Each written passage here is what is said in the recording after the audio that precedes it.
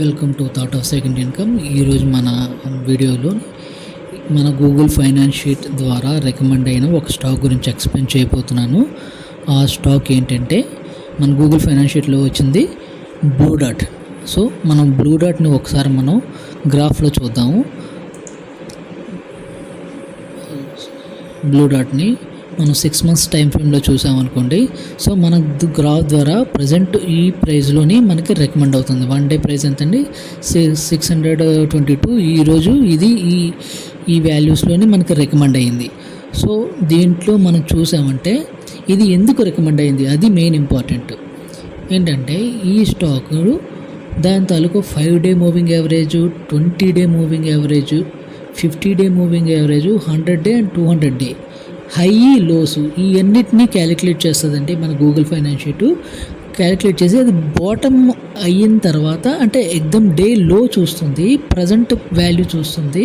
So day లో నుంచి present వాల్యూకి, high నుంచి ప్రజెంట్ ఉన్న వాల్యూకి ఈ 100 daysగా ఎంత మూవింగ్ యావరేజ్లో ఎంత మూవ్ అయింది అన్నదాన్ని చెక్ చేసిన తర్వాత ఎగ్దమ్ డే మతలబ్కి మొత్తం ఈ తాలూకా బాటమ్ అవుట్ నుంచి ప్రస్తుతానికి ఉన్న వాల్యూ ఒక 2-3% మీదన ఉంటే అప్పుడు ఇది మనకి రికమెండ్ చేస్తుంది. ఎందుకంటే బాటమ్ అవుట్ అయ్యి అక్కడి నుంచి జస్ట్ మూవ్ అవుతుంది, జస్ట్ మీదకి మూవ్ అవుతుంది.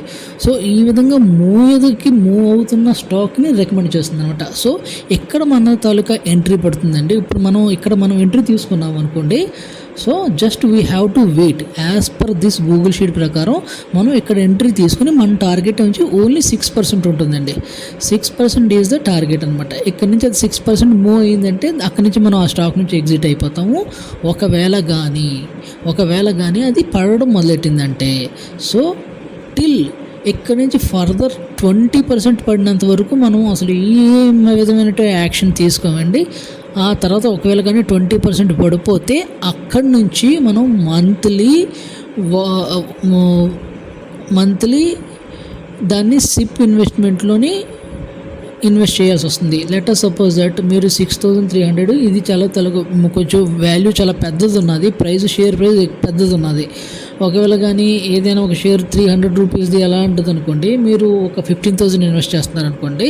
సో ఏమవుతుందంటే 15,000 ఇన్వెస్ట్ చేసిన తర్వాత అది 20% పడిపోతే అక్కడి నుంచి ప్రతి మంత్ 1,500 రూపీస్ చొప్పున అక్కడి నుంచి నెక్స్ట్ 10 months మీరు మంత్లీ ఇన్వెస్ట్మెంట్ చేయాలి.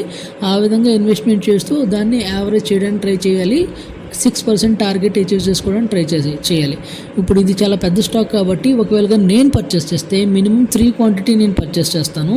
ఎక్కడి నుంచి అది 6% టార్గెట్ ఇచ్చేసిందంటే వెల్ అండ్ గుడ్. ఒకవేళ కానీ పడిపోవడం మొదలుపెట్టిందంటే 20% పడినంత వరకు నేను వెయిట్ చేస్తాను. 20% తర్వాత 1 స్టాక్ని నేను యావరేజ్ చేసుకుంటూ వెళ్తాను. దిస్ ఈజ్ ద కాన్సెప్ట్ అండి. Thank you for listening.